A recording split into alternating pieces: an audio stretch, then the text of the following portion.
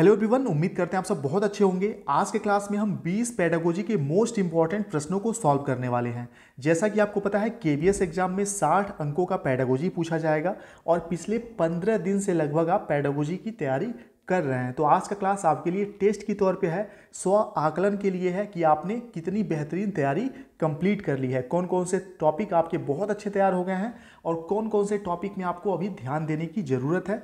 आज के क्लास के बाद आपको पता चल जाएगा। और एक सबसे अच्छी बात है, एग्जाम में भी इसी टाइप के पेडागोजी के क्वेश्चन देखने को मिलेंगे आपको, बिल्कुल न्यू पैटर्न के क्वेश्चन हैं सभी। तो 20 प्रश्न आज के क्लास में हैं।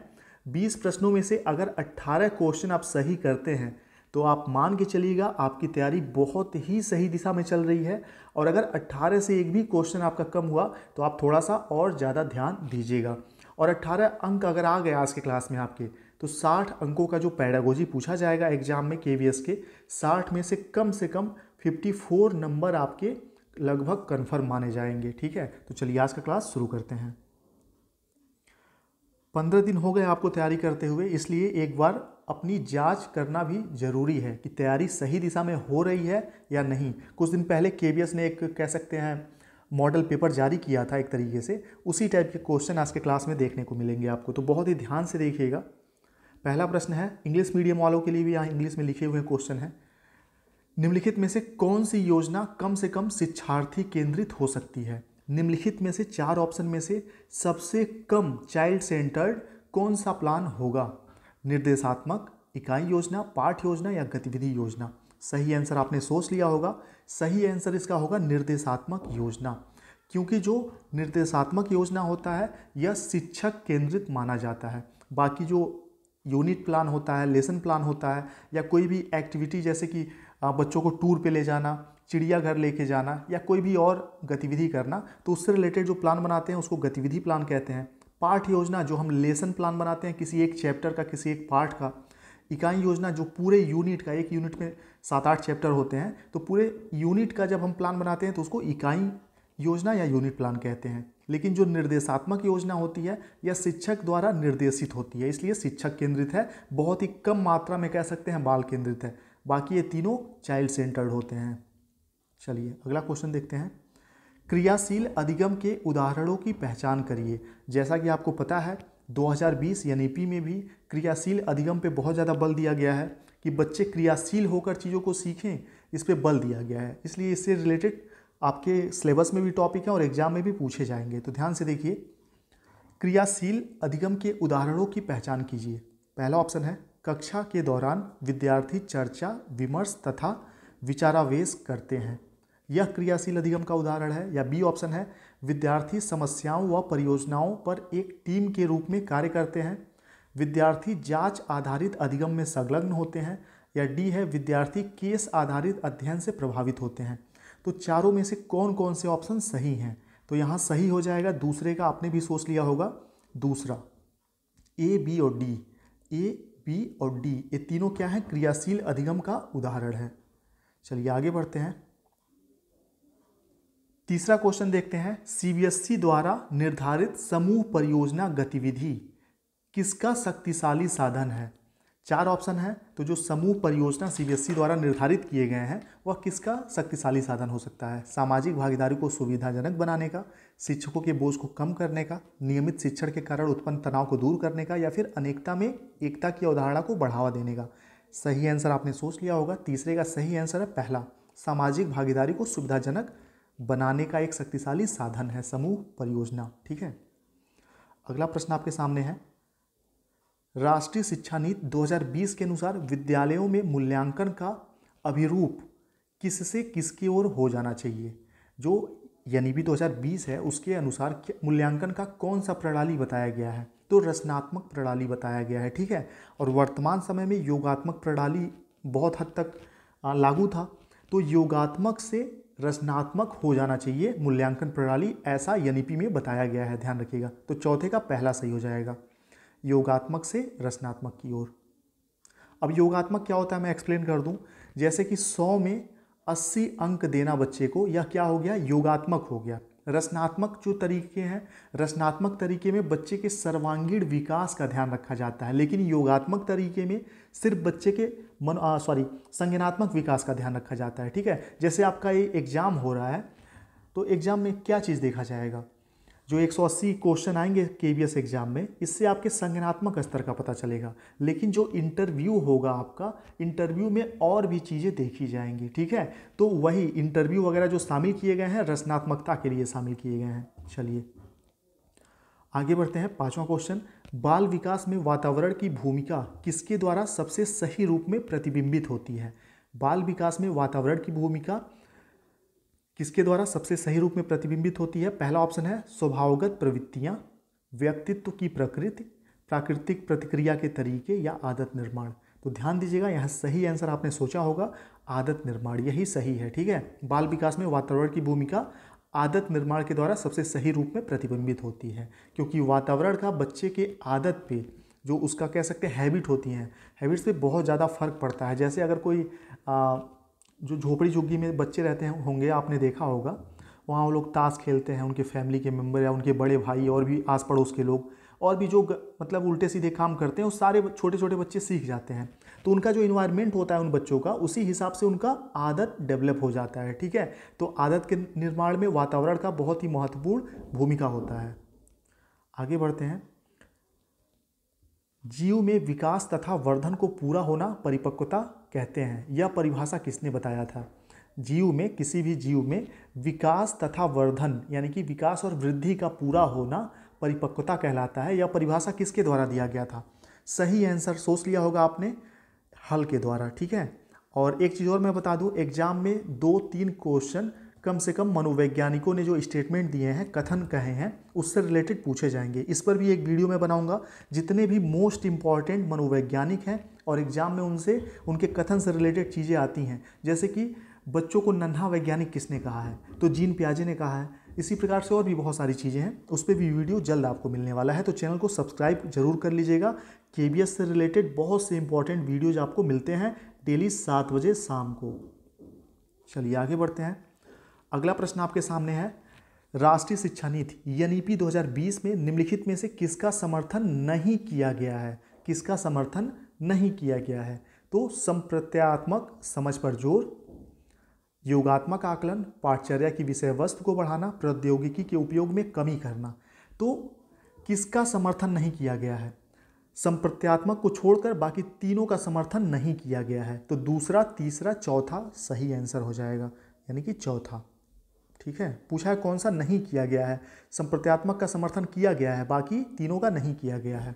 योगात्मक आकलन वही जो मैंने आपको बताया कि 100 में से 80 नंबर, 50 नंबर, 60 नंबर देना योगात्मक आकलन कहलाता है। पाठचर्या की विषय वस्तु को बढ़ाने का मतलब है कि सिलेबस को और बढ़ा दिया जाए, तो ऐसा भी एनईपी में नहीं बताया गया। एनईपी में क्या बताया गया है? विषय वस्तु को कम करना, मतलब किताबों का बोझ घटाने की बात की गई है एनईपी में। उसके बाद प्रौद्योगिकी के उपयोग में कमी, यानी कि जो टेक्नोलॉजी है उसका यूज कम से कम किया जाए, ऐसा नहीं कहता एनईपी। एनईपी कहता है कि टेक्नोलॉजी का उपयोग ज़्यादा से ज़्यादा होना चाहिए। ठीक है, चलिए आगे बढ़ते हैं। और जिन लोगों को कंप्लीट नोट चाहिए, बहुत से लोग मैसेज करते हैं सर नंबर कौन सा है, तो नंबर यहाँ दिया हुआ है 7905352723। केबीएस की फ़ीस बहुत कम रखी गई है, 290 में आपको गणित विषय छोड़ के बाकी सब कुछ मिल जाएगा, और जो भी मिलेगा रामबाण होगा। आप यहाँ क्लास 7 बजे से आपको मिलता है, ये सभी क्लास बिल्कुल फ्री हैं आप लोगों के लिए। तो आप एक क्लास से अंदाज़ा लगा सकते हैं कि जो चीज़ें मैं बिल्कुल सभी के लिए मैंने फ्री कर रखी है, तो ये इतनी बेहतरीन हो सकती हैं। तो जो जिसमें थोड़ा सा आपको फीस पे करना होगा, जाहिर सी बात है वो भी बेहतरीन ही होगा। ठीक है, चलिए वैसे सारे क्लास यूट्यूब पे आपको 7 बजे से मिलेंगे, लेकिन जिन लोगों को ऐसा है टाइम नहीं है, कम समय में तैयारी करना है, जॉब वगैरह करते हैं, वो नोट्स ले लेंगे तो हेल्पफुल होगा उनके लिए। अगला क्वेश्चन है, राष्ट्रीय शिक्षा नीति एनईपी 2020 प्रस्तावित करती है कि प्राथमिक स्तर पर बच्चे बेहतर ढंग से तब सीखते हैं जब निर्देश की भाषा उनकी मातृभाषा, घर की भाषा हो, विषय वस्तु गैर संदर्भित हो, उन्हें रटकर याद करने पर आंका जाए, या एक रूपी और संरचित पाठचर्या का पालन किया जाए। तो सही आंसर आपने सोच लिया होगा कि बेहतरीन ढंग से बच्चे कब सीखते हैं? जब उनके निर्देश की भाषा मातृभाषा या घर की भाषा हो। ठीक है, चलिए आगे बढ़ते हैं। 9वां प्रश्न है, सहकर्मी समूह यानी कि पीयर्स ग्रुप किशोरों में सामाजिक कौशल को कैसे बढ़ावा दे सकते हैं? 4 ऑप्शन है। जो बच्चों के साथ के बच्चे होते हैं यानी कि उनके जो दोस्त होते हैं उनकी वो सामाजिक कौशल के विकास में किस प्रकार से सहायता कर सकते हैं, वही आपको बताना है। पहला ऑप्शन है दोस्ती के माध्यम से किशोर गैर जिम्मेदार और वाचाल हो जाते हैं। गैर जिम्मेदार और वाचाल हो जाते हैं, ठीक है।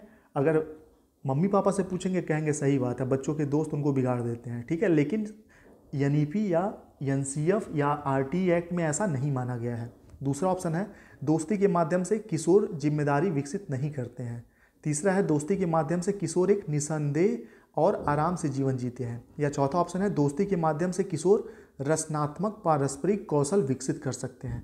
सही आंसर आपने सोच लिया होगा, चौथा सही आंसर है इसका, 9वें का चौथा। चलिए आगे बढ़ते हैं। एनईपी क्या मानता है या एनसीएफ क्या मानता है कि बच्चों के जो साथ के बच्चे होते हैं, सहयोगी बच्चे होते हैं, उनके दोस्त होते हैं, उनके साथ बच्चे बातचीत करके, खेल कूद करके अपना शारीरिक, मानसिक, नैतिक, सामाजिक अनेकों प्रकार का विकास करते हैं। तो बच्चों के दोस्त उनके बहुत सारे विकास में अपना योगदान देते हैं, ध्यान रखिएगा। 10वां प्रश्न आपके सामने है, किशोरावस्था में किसके माध्यम से सामाजिकरण की प्रक्रिया को तेज किया जाता है? परिवार उन्मुखीकरण, धार्मिक संबद्धता, स्कूल प्रणाली, सहभागी समूह, परस्पर क्रिया। तो कुछ क्वेश्चन नंबर 10 का सही आंसर हो जाएगा ए, सी और डी। सिर्फ यहाँ पर धार्मिक संबद्धता वाला ऑप्शन सही नहीं होगा, तो ए, सी और डी सही हो जाएगा। बच्चों का सामाजिकरण जो है, सामाजिकरण में परिवार महत्वपूर्ण भूमिका निभाती है, स्कूल प्रणाली भी बहुत महत्वपूर्ण भूमिका निभाती है, और उनके जो पीयर्स ग्रुप होते हैं, जो सहभागी समूह होते हैं, सहभागी बच्चे होते हैं, वे भी महत्वपूर्ण भूमिका निभाते हैं, ठीक है। तो ए, सी, डी तीसरा सही हो जाएगा। नोट करते रहिएगा कि 20 में से आपके कितने सही हुए। जो मैं आंसर बता दे रहा हूँ उसको सही मत मानिएगा, अगर आपको नहीं आ रहे हैं तो ईमानदारी से एक्सेप्ट करिएगा उस चीज़ को, क्योंकि आप दूसरों से झूठ बोल सकते हैं, खुद से नहीं बोल पाएंगे, ठीक है। सामाजिक परिपक्वता का क्या अर्थ है? देखिए, परिपक्वता तो आप लोग समझते ही हैं, इस पर एक टॉपिक मैंने बहुत अच्छे से एक्सप्लेन किया था। नीचे सभी वीडियोस के लिंक आपको मिल जाएंगे डिस्क्रिप्शन बॉक्स में, वहाँ से देख सकते हैं। प्लेलिस्ट भी बना दिया गया है 60 अंकों का, जो पेडागोजी है उसका, वहाँ से देख सकते हैं चैनल पे जाके। तो सामाजिक परिपक्वता का क्या अर्थ है? बालक का फल के बाद पक जाना, बालक में विवेक का विकास होना, बालक में सामाजिक कुशलताओं का विकास होना, बालक का प्रौढ़ के समक्ष संतुलित सामाजिक व्यवहार का प्रदर्शन करना। तो सामाजिक परिपक्वता क्या होता है? तीसरा सही है, बालक में सामाजिक कुशलताओं का विकास होना, ठीक है। और देखिए यहाँ बहुत फटाफट क्वेश्चन मैं कर रहा हूँ, आप सोच रहे होंगे कि हमें आंसर पढ़ने का मौका ही नहीं दे रहे हैं। एग्ज़ाम में स्पीड बहुत मतलब मैटर करता है, ठीक है। अगर आपका स्पीड अच्छा नहीं है तो एग्ज़ाम में आते हुए प्रश्न भी आप नहीं कर पाएंगे, इसलिए तेज़ी से प्रश्न पढ़िए और तेज़ी से समझिए उसको। अगर टॉपिक सामाजिक परिपक्वता से क्वेश्चन है, टॉपिक आपने अच्छे से पढ़ा होगा तो प्रश्न देखते ही सही आंसर आप समझ जाएंगे, ठीक है। चलिए बाकी थोड़ा स्लो मैं पढ़ता हूँ, हो सकता है कुछ लोग को दिक्कत सही में हो रहा हो। सामाजिकरण के एजेंटों के संदर्भ में निम्नलिखित में से कौन सा कथन सही है? सामाजिकरण के जो एजेंट हैं, ये टॉपिक आपको पढ़ा दिया गया है। सामाजिकरण के कितने एजेंट हैं? 2 प्रकार के एजेंट मैंने बताए हैं, ठीक है। तो 2 प्रकार के एजेंट कौन कौन से हैं? पहला, उनका परिवार प्राथमिक एजेंट है, और परिवार और रिश्तेदारों को छोड़ के बाकी जो भी चीज़ें बच्चे के सामाजिकरण में भूमिका निभाती हैं वे सेकेंडरी एजेंसी हैं, द्वितीयक संस्थाएं हैं या माध्यमिक संस्थाएं हैं। चलिए, तो सामाजिकरण के एजेंटों के संदर्भ में यहाँ दिए हुए हैं 3 कथन, कौन कौन से सही हैं आपको बताने हैं। सामाजिकरण के एजेंट या एजेंसियाँ वे संस्थाएं हैं जो किसी व्यक्ति के सामाजिकरण की प्रक्रिया में योगदान करते हैं। दूसरा है, सामाजिकरण के द्वितीयक एजेंटों में परिवार के सदस्य और रिश्तेदार शामिल होते हैं, क्योंकि बच्चा अपने जन्म के बाद उन्हीं के साथ अंतःक्रिया करना शुरू कर देता है। तीसरा है, सामाजिकरण के प्राथमिक एजेंटों में वे संस्थाएं शामिल हैं जो एक बच्चे को उसके जीवन के बाद के वर्षों में उसके सामाजिकरण में मदद करती हैं और जीवन भर जारी रहती हैं। चलिए, तो इसका सही आंसर क्या होगा? आपने पढ़ लिया होगा, थोड़ा टाइम मैं आपको दे देता हूँ 12वें क्वेश्चन के लिए। चलिए ठीक है, पढ़ रहे होंगे आप, ध्यान से देख लीजिए। चलिए, इसका सही आंसर सोच लिया होगा आपने सिर्फ पहला सही है, ठीक है। सिर्फ पहला ऑप्शन सही है, बाकी दोनों गलत हैं। क्यों गलत है मैं एक्सप्लेन कर देता हूँ। सिर्फ पहला सही है। देखिए, पहले में कहा गया है सामाजिकरण के एजेंट या एजेंसियां वे संस्थाएं हैं जो बच्चे के सामाजिकरण की प्रक्रिया में योगदान देते हैं, बिल्कुल सही बात है। लेकिन दूसरा जो स्टेटमेंट है, सामाजिकरण के द्वितीयक एजेंटों में सेकेंडरी एजेंसी में परिवार का नाम लिया गया है, जबकि परिवार क्या है, प्राथमिक संस्था है, इसीलिए यह ऑप्शन कट गया। तीसरा ऑप्शन है, सामाजिकरण के प्राथमिक एजेंट में वे संस्थाएं शामिल हैं जो बच्चों को उनके जीवन के बाद के वर्षों में सामाजिकरण में मदद करती हैं। जीवन के बाद के वर्षों का क्या तात्पर्य हुआ? बाद के वर्षों का तात्पर्य हुआ कि जब बच्चा 6 साल से बड़ा हो जाएगा और अपने परिवार के दायरे से बाहर निकलकर समाज में जाएगा, तो बाद के वर्ष वही कहे जाते हैं, 6-7 वर्ष से जो बड़े बच्चे होते हैं, ठीक है। तो 6-7 वर्ष के बाद सिर्फ प्राथमिक एजेंट उनका सामाजिकरण करते हैं, गलत बात है। द्वितीयक संस्थाएं जो होती हैं, जो सामाजिकरण की माध्यमिक एजेंट होते हैं, वे उनके विकास में मदद करते हैं, सामाजिकरण में मदद करते हैं, ठीक है, न कि प्राथमिक। 5 वर्ष बच्चा छोटा जब तक है तभी तक उनके परिवार के माध्यम से सामाजिकरण बच्चे का होगा। बच्चा ज्यों ही बड़ा हुआ, बाद के वर्षों में गया, ठीक है, 5-6 साल, 8 साल, 10 साल का हो गया, तो सेकेंडरी एजेंसी जो है, जैसे कि विद्यालय, उनका स्कूल हो गया, उनके समाज के जो बच्चे हो गए, उनके दोस्त यार हो गए, पास पड़ोस के लोग हो गए, या टेलीविज़न हो गया, सोशल मीडिया हो गया, मीडिया हो गया, न्यूज़पेपर, ये सब जो है सेकेंडरी एजेंसी हैं। और बच्चे जब 5-6 साल, 7 साल, 8 साल से बड़े हो जाते हैं तो सेकेंडरी एजेंसी ही भूमिका निभाती हैं सामाजिकरण में। तो सिर्फ पहला सही है इस हिसाब से। चलिए अगला प्रश्न, किशोरों पर यौवन के मनोवैज्ञानिक प्रभाव के संदर्भ में निम्नलिखित में से कौन सा कथन सही है? किशोरों पर यौवन के मनोवैज्ञानिक प्रभाव के संदर्भ में निम्नलिखित में से कौन सा कथन सही है? तो इसका सही आंसर आपको बताना है। पहला स्टेटमेंट दिया है, शारीरिक विकास की विशेषताएं सामाजिक विकास को प्रभावित करती पाई जाती हैं। यानी कि जो बच्चे का शारीरिक विकास होता है वह सामाजिक विकास को भी प्रभावित करता हुआ पाया जाता है। दूसरा स्टेटमेंट है, पतला रहने और आकर्षक दिखने की प्रेरणा किशोर लड़कियों की प्रमुख चिंता होती है। तो यहाँ पर क्या है, दोनों स्टेटमेंट सही हैं कि जो बच्चे का शारीरिक विकास होता है सामाजिक विकास को भी प्रभावित करता है। क्योंकि बच्चा अगर खुद में हीन भावना पैदा कर लेगा कि मैं लंबा नहीं हूँ, मैं नाटा हूँ, या फिर मैं काला हूँ, ऐसा हूँ, वैसा हूँ, तो वह सामाजिक रूप से विकसित नहीं कर पाएगा खुद को। समाज में जाने से हिचकिचाएगा, घर में रहेगा, समाज से दूरी बना लेगा। तो इसलिए माना जाता है कि शारीरिक विकास सामाजिक विकास को प्रभावित करता है। तो यह सही है, और ये तो आप सभी लोग सही मानेंगे ही, क्योंकि पतला दिखना, डाइटिंग करना, ठीक है, स्मार्ट दिखना, ये लड़के या लड़कियों दोनों की चिंता होती है। जो होते हैं 17-18 साल के बच्चे, 15-16 साल वाले, ठीक है, तो दोनों स्टेटमेंट सही हैं। किशोरावस्था के बारे में बात हो रही है, तो 1 तथा 2 दोनों सही है, तीसरा सही हो जाएगा यहाँ पे। आगे बढ़ते हैं, क्वेश्चन नंबर 14, सहकर्मी समूह जो पीयर्स ग्रुप होते हैं बच्चों के, वह कौन से कारक हैं? सामाजिकरण के कौन से कारक हैं? द्वितीयक, अग्रिम, प्राथमिक या विकासात्मक सामाजिकरण?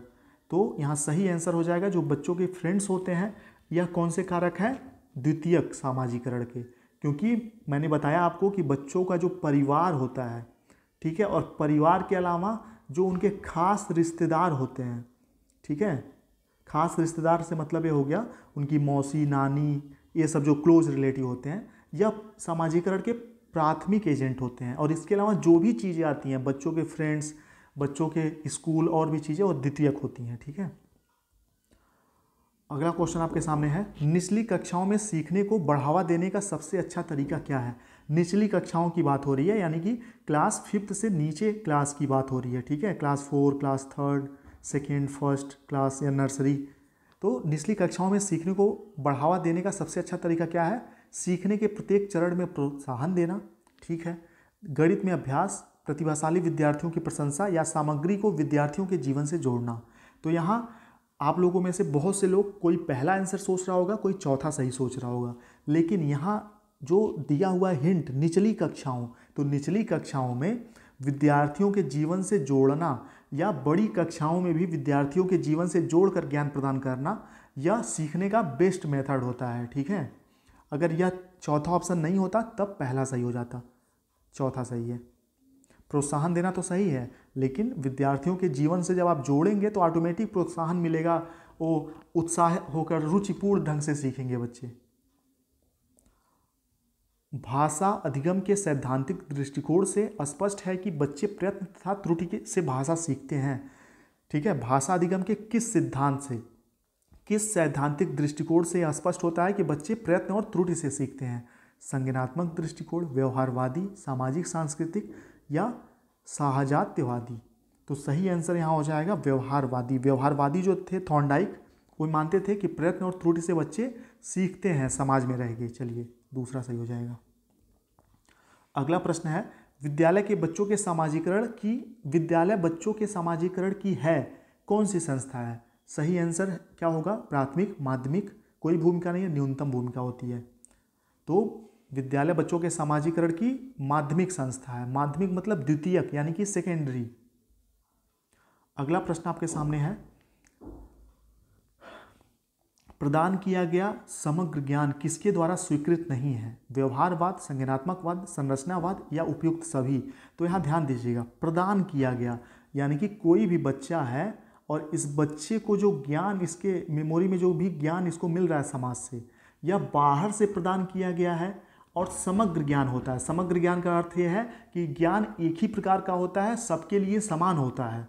तो ऐसा किसके द्वारा स्वीकृत नहीं है? संरचनावाद के द्वारा। ठीक है, क्योंकि संरचनावादी जो है मनोवैज्ञानिक मानते हैं कि ज्ञान को प्रदान नहीं किया जाता, बच्चे समाज में सक्रिय रूप से ज्ञान का क्या करते हैं? अर्जन करते हैं। ठीक है, सक्रिय रूप से ज्ञान का अर्जन करते हैं, खुद करके सीखते हैं। जैसे कि जीन पियाजे क्या मानते हैं कि बच्चे नन्हे वैज्ञानिक हैं और अपने समाज में बच्चे नन्हे वैज्ञानिक हैं और अपने ज्ञान का निर्माण स्वयं करते हैं। ठीक है, तो ज्ञान का निर्माण स्वयं करने का मतलब क्या हुआ कि ज्ञान को प्रदान नहीं किया गया, ज्ञान उन्होंने खुद अर्जित किया है, सीखा है। तो संरचनावादी ऐसा नहीं मानते, लेकिन व्यवहारवादी ऐसा मानते हैं कि ज्ञान प्रदान किया जाता है समाज के द्वारा। चलिए, समाज में बच्चा सीखता है। अगला क्वेश्चन, अधिगम के सामाजिक रचनावादी दृष्टिकोण की क्या विशेषता है? सामाजिक, यहाँ सामाजिक शब्द जुड़ गया तो इससे क्या हो गया कि बच्चा समाज से चीज़ों को सीखता है, ऐसा रचनावादी मानते हैं, सामाजिक रचनावादी जो है। ठीक है, और सिर्फ रचनावादी शब्द आएगा तो क्वेश्चन बदल जाएगा। तो अधिगम के सामाजिक रचनावादी दृष्टिकोण की क्या विशेषता है? अधिगम के लिए बच्चों के संज्ञान पर जोर देना, अधिगम के लिए सूचना के प्रसंस्करण पर जोर देना, अधिगम के लिए दूसरों के सहयोग पर जोर देना, या अधिगम के लिए अनुभवों पर जोर देना। तो सामाजिक रचनावादी क्या मानते हैं कि अधिगम के लिए दूसरों के सहयोग पर जोर देना, क्योंकि सामाजिक रचनावादी हैं। तो सामाजिक रचनावादी हैं तो समाज में जो और बच्चे हैं अपने सहयोगी बच्चों के माध्यम से अपने कह सकते हैं कि क्या बोलते हैं उसको, वयस्क या समवयस्क बच्चों के साथ क्रिया करके सीखते हैं। ठीक है, तो सामाजिक भागीदारी। चलिए, अधिगम के लिए दूसरों के सहयोग पर जोर देना सामाजिक रचनावादी विशेषता है। अगला प्रश्न है, निम्नलिखित में से कौन सा अधिगम का रचनावादी विचार नहीं है? निम्नलिखित में से कौन सा अधिगम का रचनावादी विचार नहीं है? अधिगम वैसा का वैसा हूबहू संप्रत्यात्मक स्कीमा है, अधिगम एक सक्रिय अर्थ निर्माण प्रक्रिया है, अधिगम अधिगमकर्ता के पूर्व अधिगम पर आधारित होता है, अधिगम सामाजिक अंतःक्रिया द्वारा सुगम होता है। तो देखिए, रचनावादी क्या नहीं मानते? रचनावादी नहीं मानते हैं कि अधिगम वैसा का वैसा हूबहू संप्रत्यात्मक स्कीमा है, यानी कि अधिगम कहीं रखी हुई चीज़ नहीं है कि उसको ज्ञान उस ज्ञान को, उस नॉलेज को दिमाग में फीड कर दिया जाएगा। ठीक है, ऐसा रचनावादी नहीं मानते, ऐसा व्यवहारवादी मानते हैं। चलिए, 20 में का पहला। तो 20 में से कितने आपके सही हुए फटाक से कमेंट बॉक्स में बताइए। ठीक है, और बिल्कुल शर्माइए मत, 20 में से 15, 16, 17 जितने भी सही हुए उतना बताइए। और जिस भी टॉपिक से, जैसे रचनावाद वाला जो टॉपिक है, व्यवहारवाद, रचनावाद, इस टॉपिक से क्वेश्चन आपके गलत हुए तो नीचे डिस्क्रिप्शन में वीडियो है, वो वीडियो देख लीजिए, फिर आपका सही होने लगेगा। आपका सामाजिकरण के एजेंट से क्वेश्चन गलत हुआ, नीचे डिस्क्रिप्शन में वीडियो है, देख लीजिए, सही होने लगेगा। प्लेलिस्ट बना दिया गया है। ठीक है, 60 अंकों का पेडागोजी आने वाला है। 20 में से जिसके भी 18 प्लस सही हुए, ये मान के चलिए कि 60 में से एग्जाम में उसके 54 प्लस अंक आने एकदम तय हैं। ठीक है, और 54 नंबर 60 में लाना पेडागोजी में, वो भी केवीएस में, छोटी मोटी बात नहीं होती। मिलते हैं नेक्स्ट वीडियो में। और जिसको भी नोट्स चाहिए, अगर आपकी तैयारी अच्छी नहीं चल पा रही है तो इस नंबर पे आप मैसेज कर सकते हैं। 290 फीस देके केवीएस के सभी नोट्स आपको मिल जाएंगे। एनआईओएस, डीएलएड, इग्नू, बीएड और भी जो महत्वपूर्ण किताबें हैं उनसे बनाए हुए नोट्स हैं। सिर्फ मैथ्स का नहीं मिलेगा, ईवीएस वगैरह सब मैं प्रोवाइड करूँगा इसी फीस में, करंट अफेयर्स वगैरह सब कुछ। चलिए, मिलते हैं नेक्स्ट क्लास में। Thank you.